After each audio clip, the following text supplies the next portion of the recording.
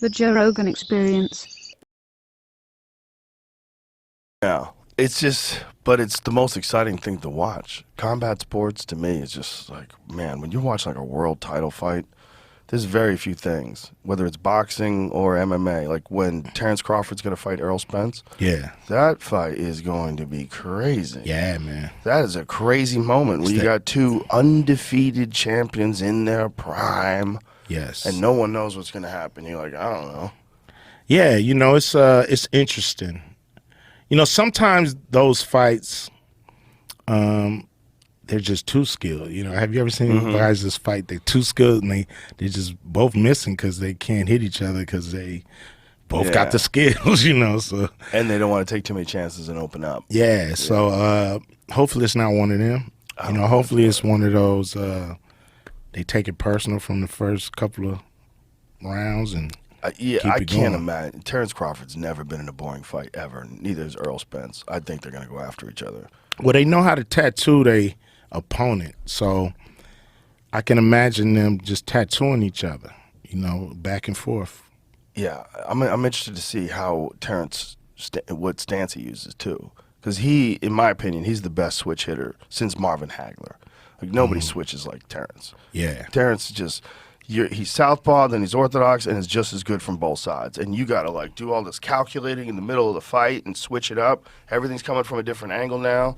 Yeah, your brain is not moving as fast as it should be. That's such a big. Your body advantage. can't move that fast if your brain is right. You have to think. thinking so much. Yeah, yeah, it should be instincts. But yeah, it's gonna be an amazing fight. And I'm worried a little bit about Earl. He's been in those car accidents. Was it one? Yeah, It was one. The Ferrari. That's a crazy car accident, dude. He could have died in that 100%. Yeah. If he didn't have a seatbelt, he wasn't wearing a seatbelt, but if he was wearing a seatbelt, he might be dead. If he was wearing one. Yeah, he got thrown from the Ferrari. Oh, wow. He was in a convertible. Have you seen it? No, I haven't. I've seen the car. You seen the video? I haven't seen the video. Oh, shit. Watch this. This video is crazy. Here it goes.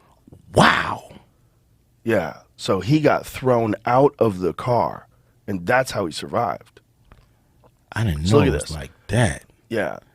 Jeez. Dude, 100% could have been dead. Yes. 100%. I mean, that was a terrible accident. It's hard to say that you 100% after that. He rolled like 5, 6, 7 times. Look at that car. If he wasn't a master athlete, could he have survived that?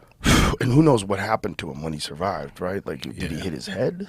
Did he hit his neck? Like, what is he okay? Like, is he 100%? Or is he always going to be a little fuck from that? There's another angle. Wow. Jesus.